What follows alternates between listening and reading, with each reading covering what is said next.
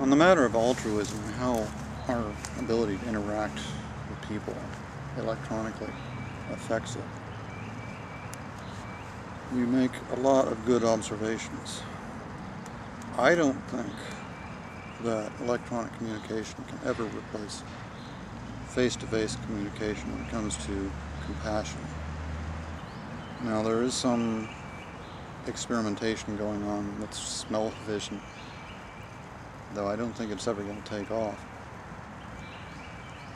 But there's really no substitute, short of Star Trek's holodeck, which probably will never exist, or the Matrix, which frighteningly may.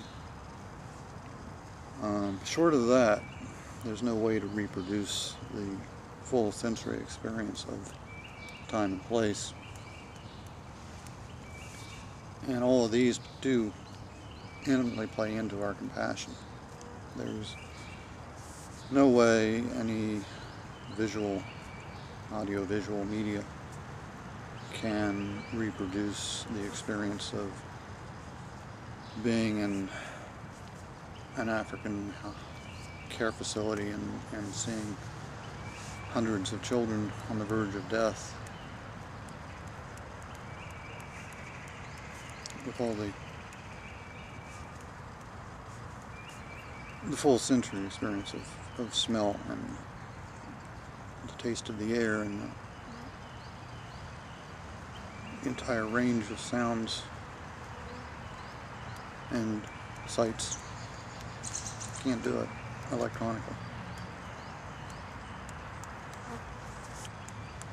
And no, there's no way, I think, or at least let's put it this way, I think it's unlikely for most people. There may be exceptional people. But for most people, I don't think experiencing that electronically would produce in them the sense of helplessness that goes along with the realization that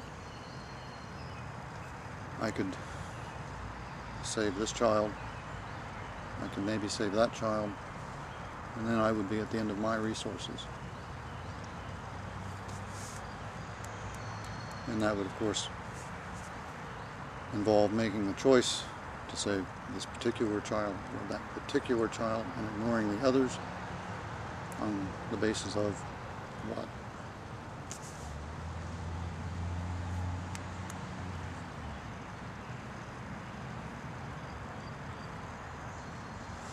Even Bill Gates would be faced with the same thing. You might be able to save a few thousand, but there are millions that need saving.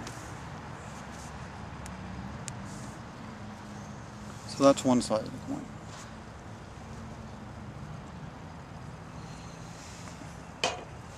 The other side of the coin is that dispassionate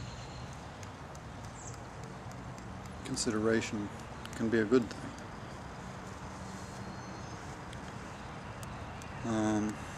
Bill Gates has an effort involving malaria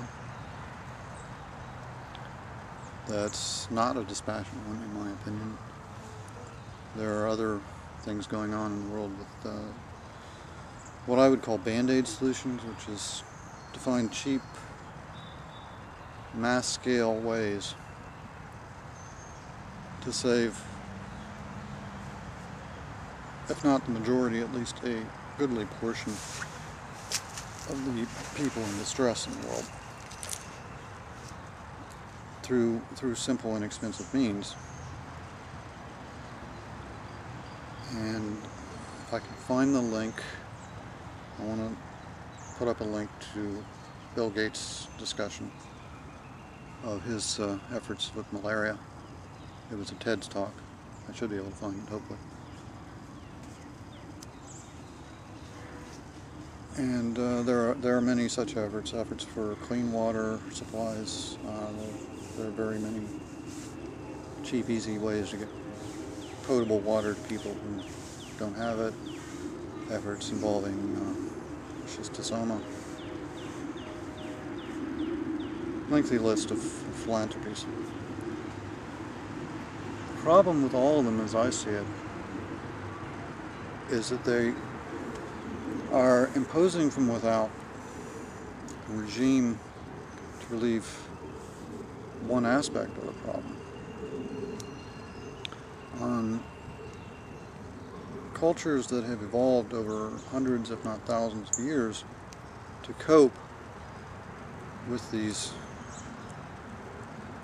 problems that grab at our hearts, that cause all the suffering, the high infant mortality rate and such that is endemic to these places and has been for hundreds of thousands of years. There's a whole socio-cultural religio structure within which these people exist that addresses the problem for the most part through putting a premium on fertility. This is a whole mindset that is not addressed by not really changing their day-to-day living conditions per se, but simply by interfering with the inevitable loss of life that those conditions produce. And what happens is that these people continue to live the way they've always lived and reproduce the way they've always reproduced, except they don't have the mortality that they had. Obviously, this is a problem because food is a part of the equation. So are we going to continue to apply these band-aids and continue to see these population explosions and continue to support population explosions by providing more and more band-aids of food aid and what have you without addressing the endemic socio-cultural economic conditions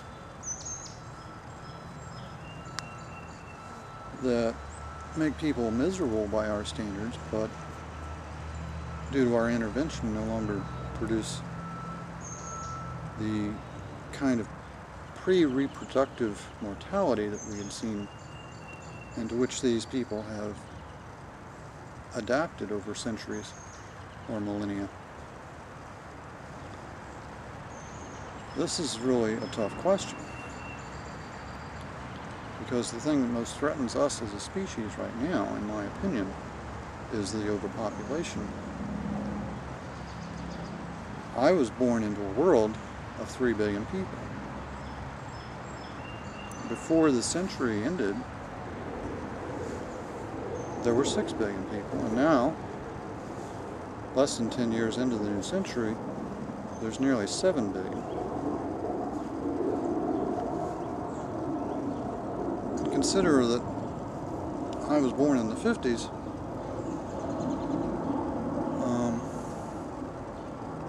To reach that 3 billion took the entire time that the human race existed. And then in 50 years, we added doubled it, or we equaled it. We doubled it from 3 to 6 billion. In 50 years, as compared to at least 50,000 years, possibly 200,000 years.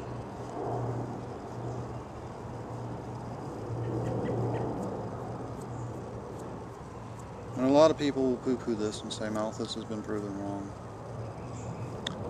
Well, no, he wasn't proven wrong.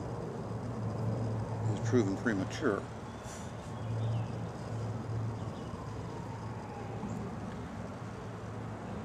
And I want to make another video at some point including this population problem into the problem of climate change, because I think the population problem is the real fundamental problem we have to overcome if we are to avoid drastic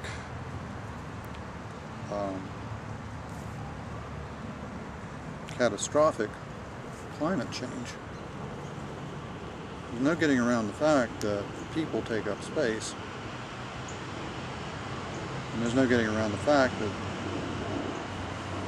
we need space to to grow crops, we need space to grow trees, we need space to have rainforests in, and we are at an incredible rate destroying space to make room for people. And in some cases it's to make room for the food to feed people by turning rainforest into farmland, but farmland cannot replace the function of rainforest in maintaining our climate. And I guess that's as far as I can go with that in this video.